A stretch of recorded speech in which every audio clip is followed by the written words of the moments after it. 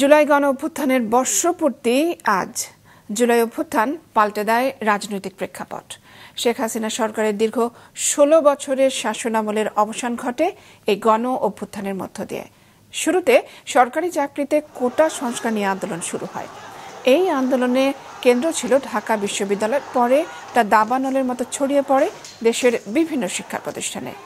আন্দোলনে সরকারের দমন, পীড়ন, হত্যা, নির্যাতনে আন্দোলন ছড়িয়ে পড়ে পুরো দেশে। রাস্তায় নেমে আসে বিক্ষুব্ধ ছাত্র জনতা, হতাহত হয় বহু মানুষ।